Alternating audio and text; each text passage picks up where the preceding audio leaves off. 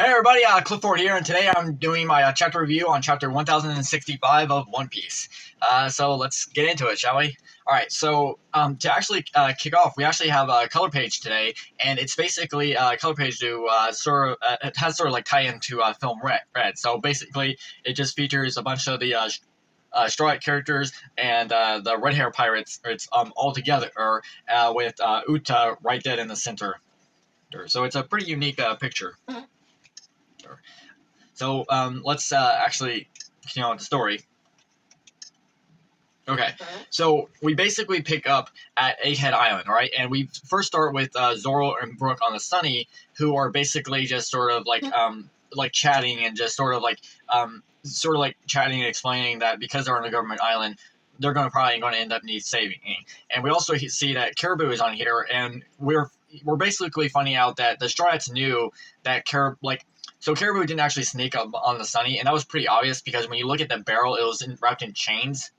And so from what we're seeing here, that Caribou is basically stating that, hey, I said I would go anywhere, but this is a government island. I mean, this is not the island that I wanted to go to. So, and here Zoro doesn't even care. Like, he does thank him for, like, helping their captain out when he needed help. And now it's just got to the point, it's like, yeah, well, you helped our captain out at a good time, so, but now that that's already done with, and, hey, you're off 1-0, so, yeah, you can just get up, you can just leave now, so you're good to go. So that's basically it, and then Caribou is not very happy about that, so he basically sort of stays like, I'll get you for this, Straw Hats! So, yeah, he's not too thrilled about that. Alright. So now we actually pick up with Nami's group, and they're basically following Lilith as she sort of like gives them a tour around the factory in order to, because keep in mind, Shaka had basically requested to meet the Straw Hat Pirates, and Lilith is basically bringing them to meet Shaka. All right, so here we're sort of seeing these Straw Hats sort of like get a good scope and a good view of like everything around them. Right, so they're getting to meet some pretty futuristic, advanced things that are sort of like mind blowing their minds. Right, you can see like Nami and Usopp up so like completely astounded by what they're seeing, especially Frankie, like to the point like where Frankie is like very curious, like, well, what exactly is your power source? Like, how exactly are you powering this? And Lilith basically responds that this stuff is being powered by fire, right? Which actually makes a lot of sense because fire is one of the most oldest. It's very hard to put in as categories, but fire is a power source, right? Like. All right, and Frankie relying on cola, you probably have to imagine and probably wonder and think, like, how exactly smart would that be if Frankie could actually understand that, hey, while my cola is a very powerful source, what if there was other ways I can utilize a new form of power source, and like maybe that will come into play later. I mean, we don't know for sure, but you could see it as a possibility. And here we also get that Lilith is basically saying that we could create our own sun. Now, another thing to come into play here is that when Lilith and them come to like a dead end, like they sort of come to a dead end wall, Lilith basically walks through this wall, and the Straw Hats like are a little confused by what's happening, and they basically just like sort of like follow her into the wall, and they basically pass through this wall. Like they basically just pass through it, but when they get to the other side, and Usopp's basically putting his hand on it, it's basically becomes salt, and they can't pass through it. So it's like now we don't know for sure if only like the outside is passable through and the inside is not, or if it's some kind of on and off device where you have to basically like turn it on and off. Like we don't actually know, but it's a pretty amazing thing.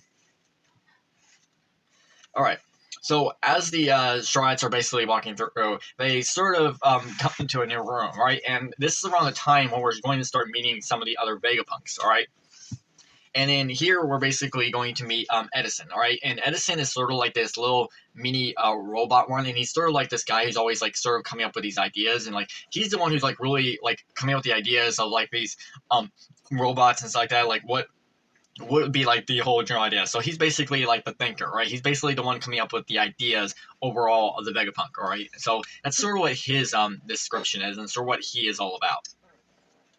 Now, basically here in this moment, as we're sort of continuing on, what basically happens is that Vegapunk, Lilith and crap, I just said his name. Why am I forgetting his name? Edison, all right? Lilith and Edison decide to put the Strides through a bit of a test, or not them through a test, but they basically want to see what they're made of exactly. So what they do is they put them up against Seraphim number 4, or which is actually Jinbei, all right? We're seeing like a Seraphim Jinbei. For anyone familiar or for anyone aware, these Seraphims are basically like, they're sort of like clones of the actual, they're basically clones of the 7 warlords that worked for the world government, all right, and they basically sort of like have like their DNA mixed with actual Lunarian DNA. And here we're basically getting a moment where these 2 Vegapunks actually order the Seraphim Jinbei to attack the Stride Pirates, and when they see this, they're like a little like confused and wondering like what's going on. Like they don't understand. Like they know that this is not Jinbei. They know that something has got to be up, but they don't understand this, and it's a little confusing and mind-boggling to them. Yeah. So here we have a moment where they're basically pointing out that even though one thing to point out here is that they're pointing out that this Jinbei is as big as Jinbei, but he looks younger, right? He doesn't look like he looks exactly like Jinbei, all right? But he doesn't look like Jinbei directly, okay? And they also point out that he's as big as Jinbei, but yet Jinbei is someone who's much older, but yet he's got much of a younger appearance. Right? And they all give off good possibilities and stuff like that. Usopp basically says possibility number 1, that this is Jinbei's son. Nami says possibility number 2, Jinbei was turned into a child, which is pretty funny of a callback to the previous chapter when Bonnie did use her Devil Fruit to actually turn Jinbei into a child. So it's a pretty funny situation there that Nami was the only one who actually said a possibility, something that actually was true. So technically, her possibility was actually one that was actually true. Even though in this this statement that she was given and what she was seeing, it was technically not true. Sanji says possibility number 3 is just a look like, which is actually very true. However, an interesting thing to point out here is that Sanji basically he points out that this character's got wings, but he also feels like there's something off about this character. Like there's something this is not like a normal Jinbei or even a normal fishman. Like there's something off. And then Frankie basically points out that about this 4th possibility that it's a pacifista. In a way, this is a pacifista, but it's not an actual pacifista, right? So it's basically like a new like an upgraded pacifista that's on a whole new level, that's in its own category, all right? So think of it like being let's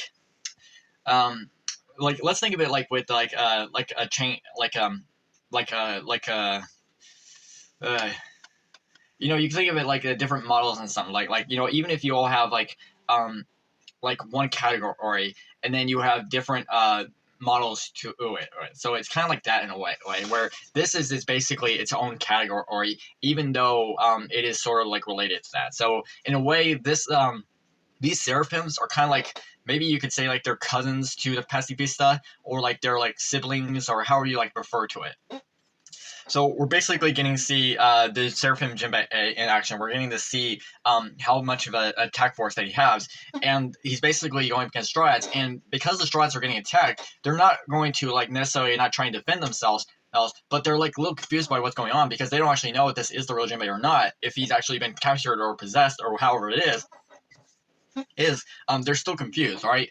And we do know for a fact that when Jinbei basically attacks Nami and sort of like grabs her, this also gets to the point where it sort of upsets Sanji and Nico Robin, to the point you made a big mistake. And like I said, they know that this is not Jinbei, all right? And they basically state that even if you were, what you did is a big mistake, all right? And they're basically in that moment, they're basically stating that no matter who you are, right, you do not do that, right? So they're basically they're basically at least defending Nami and standing up for, or even though they know full well that this is not Jinbei, all right, they know this full well.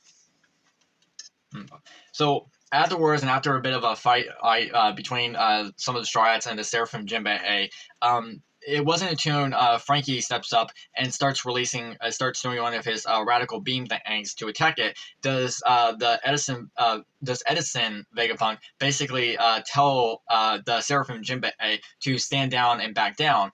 And they're basically pointing out that this Seraphim has never been put through like the laser test. All right, he's never been put through like this laser power test, and this actually like shocks the Vegapunks to the point like who is this guy? Like how in the world? Who is this guy? Like where in the world did he get like a laser? So it's kind of amazing that Vegapunk has been described as being like this super genius who can practically do anything, and yet even to the point of him seeing things that like completely shocks him to the point like because like it's funny that he still states that like I'm not the only person to notice this. Other people pointing this out too, that they're saying that they're struggling for money, and yet you're like the super mad genius like founded by the world government, and yet you're like having a resources problem. Like, okay, that's like totally weird. That's like messed up. Okay, so yes, and here we're actually getting to meet actual Vegapunk. All right, so we're actually going to not the actual Vegapunk. I'm sorry, let me rephrase that. We're actually getting to meet Edison Vegapunk, and he's basically like this little short midget person with sort of like a football shaped head. All right, he's got like a football shaped head. Okay, so and stuff, and he's got like these two like antennas sticking out. I've read some reports on this that stating that Edison has sort of like these rabbit ears. So I guess you could call this like I guess this could be another carrot reference or another rabbit reference in the situation. And so like for the past few chapters, we've always gotten some crazy reference to a rabbit in general, or even carrot if you like to think of it that way. So it's like it's getting to the point where I feel like Oda is like literally trying to remind everyone, hey guys, don't forget carrot. All right, this is very important. Do not forget carrot. All right, it's like he's like rubbing it in, and he's trying to remind people every step he get without literally saying carrot's name full blown. Because just dropping carrot's name and out of nowhere, it's like, wait a minute, why drop carrot's name in there? So it's like he's showing something in the chapter that's like trying to get people to remember for this character. And here we're also seeing Lilith very upset about this because like she's basically pointing out that do those Straw Hats even know how much it costs to even build that thing? So she's and keep in mind Lilith is basically the evil version of Vegapunk, all right? And then here we're also getting to meet another Vegapunk, and here we're getting to meet Pythagoras the Wise, all right? And he's sort of like he's another robot version of Vegapunk, but he's much larger, and he seems to be it's kind of hard to like necessarily describe him necessarily, right? But he's sort of like maybe like a wind up toy, like he's like got a bit of a wind up toy on top of himself, and he might seem to like be in some kind of like sort of a partnership with Edison, like maybe like both him or Edison, or like or in unisons and like working together or to help develop these things. And then afterwards, we're actually getting to meet the sixth Vegapunk, York. And York is basically another female character who actually looks human, and she's actually basically the stomach of Vegapunk. All right, so basically, whenever the other Vegapunks are hungry and they don't have time to, York's job is basically to add as nutritious value to all the Vegapunks. All right, so because he's so busy, they can't always eat or drink or sleep. Vegapunk basically like made a clone of himself or model himself that could allow this character to eat, and basically that energy source will sort of like download and provide into them necessarily. Like, so anything, eat, drink, sleep, and even take a dump up. York does it, and all the other punks already all good to go. So that's a little creepy. I mean, I was not expecting that necessarily. I was not expecting that, but hey, I don't have a problem with York's appearance. York's appearance is like, well, it's like perfect, but that's how it goes. And then here we're getting a moment afterwards where York is basically just like falling asleep and sleeping, and she's basically referred to as Dr. Vegapunk York the Greedy. So so that was a bit crazy. And then afterwards, after the strides and the Seraphim Jinbei settled down, Shaka basically steps in and he sort of introduces himself to the strides, right? And Sanji basically points out that his feet are stuck to the ground, and Shaka basically reveals that I can control the gravitational in this room, and I can keep those boots that you're wearing in order to stick to the ground. All right, so he's basically pointing out that I know you guys are not like real threats, but I've dealt with pirates before. So I know what you guys are capable of. So just to be on the safe side, after what just happened, I can't expect you guys to trust me as well. So I got to keep you guys still while I can have a conversation. And keep in mind, after what happened with the Strides and what they just went through, because the other Vegapunks ordered the attack of the Serpent to attack them, it like Shaka is basically understanding here is like I can't expect you guys to like just trust me. You guys would instantly attack after what these Vegapunks just did. So Vegapunk is like using his head, and you're seeing like this, yeah. Vegapunk, like Shaka the Good, like he's really using his head, like he's understanding the outcome of everything. And then here we're having a good moment where Shaka basically asks a very important question: do you think this island is the island of the future? All right, do you think this island is futuristic? And Strides just like pointing it out. I was like, yeah, well, isn't that obvious? I mean, everything looks so futuristic. And then Frankie is like so astounded, but yet Shaka basically states that this is not the island of the future. This is the island of the past, and everyone is like sort of like confused by this. But then afterwards, after that moment, we cut to Luffy's group very shortly. All right, so Luffy's group is only one single panel or one shot. All right, at the very end of the chapter, and they come across this giant robot. All right, this giant robot that looks so old and ancient and but before that, we get one final moment where Vegapunk is basically mentioning, like Shaka Vegapunk is basically mentioning that the egghead and that this island is very similar to it. Well, not like exactly the same. I mean, he's basically pointing out that this island, like the way it looks now, is almost similar to an island that existed 900 years ago. All right, and I repeat, 900 years ago. Oh, would you believe me? So yes, that is a completely radical, mind-blowing thing out there that you would not even expect to happen. It is insane. It is crazy. I mean, Oda is really going all out to sort of like reveal things in these final art, right? The fact that Oda basically stated that we're going to be in the final saga of One Piece now, he's basically sort of revealing these things full on. Now he's not revealing everything at once into one full major scope, because like after everything that Oda has set up in these One Piece chapters, you have to like literally think, when we get to the final battle, will there be enough time to actually reveal everything at once? And I don't think there is, because I feel like that's just going to be insane. So the fact that Oda's taking this very slowly, step by step, and sort of like revealing things and each at a time for the right moment in these chapters is really showing a very good source and a very good positive storytelling for what Oda's doing. So this chapter was insane. I enjoyed everything about it. The whole setup, the whole feel of what's going on, and what's to come is basically giving us more confidence to say, hey, we gotta know more, right? We gotta see more, right? There's gotta be more, right? There has to be more, and there will be more.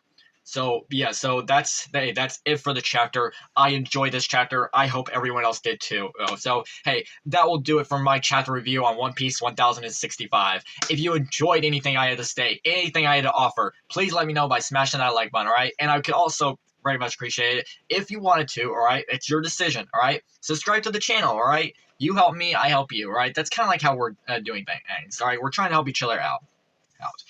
If there's anything you want to state about the chapter and how you felt about it or anything in general, please leave a comment down below. I would very much appreciate it. And hey, whatever else you can think of, all right?